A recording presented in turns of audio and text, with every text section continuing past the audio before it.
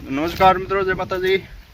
આપણે ભેંસ વિયાણીથી સાંજે અને આ ભેંસ જે વિયાણી છે તે 8મી ભેંસ છે અને આ જો પડો પીર આવ્યા છે અને આ પડો છે એ 7મો પડો છે। આ તમે જોઈ શકો છો। આ 7મો પડો આવ્યો છે અને 8મી વિયાણીમાં એક પાડી છે, 7 પાડા છે અને આની માં અટાણે વહી ગઈ છે સરવા માટે। કાલ સાંજે રાતે વિયાણી થી। તો એનું નામ હું રાખું બધા કોમેન્ટ કરી દેજો। અને તમે જોઈ શકો છો અત્યારે એ આટા મરી રહ્યો છે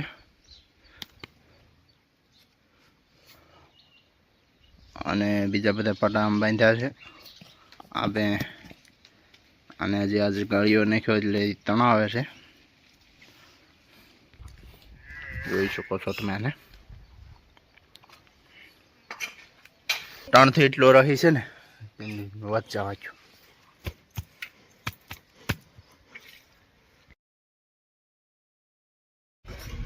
અહીંયા જો બધા જે તમને દેખાય છે આરામ કરે છે, બધા પાડા છે। ઠેઠુંથી જે તમને બધા દેખાય તે બધા પાડા બાંધ્યા છે અને ગોલી બાજુ પડી જે ભેંસ વિયાણી તેમનો પાડો ત્યાં છે। આ બધા આરામ કરે છે સારી સારી। હવે આપણે જઈ રહ્યા છીએ અત્યારે જ્વાર વાવી છે ત્યાં। તો આપણે જઈ રહ્યા છીએ।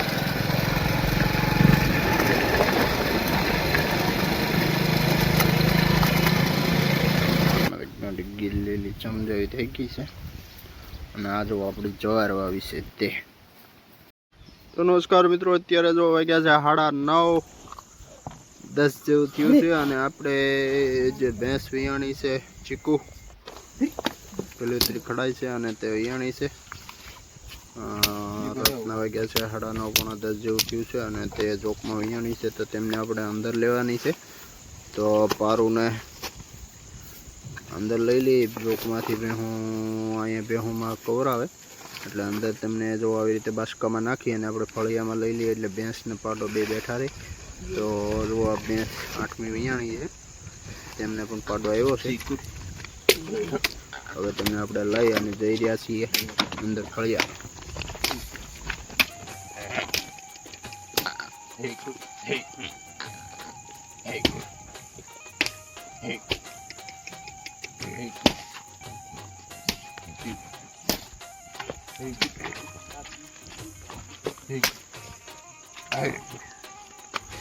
हाँ ये पारू ठीक है चीकू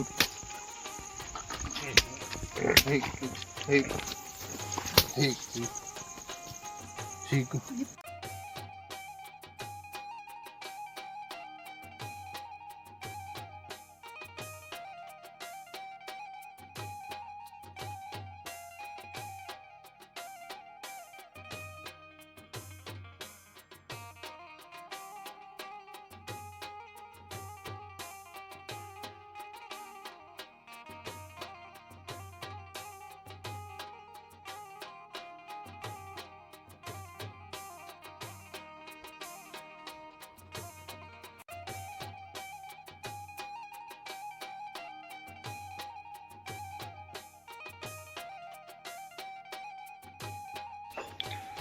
અત્યારે પારું બધે બંધ દીધા છે। કાલે આપણે ભેંસ વિયાણી એમનો પાડો આટા મારે છે।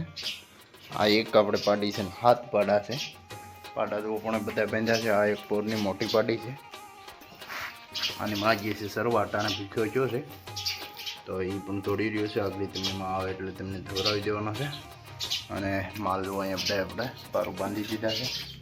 આ લઈ આ એક પાડી અમારે 7 ખૂટની, બાકી બધા પાડા છે 7 અમે 7 ખૂટની એક પાડી નથી કહેતા, કહેવત છે ને કઈ।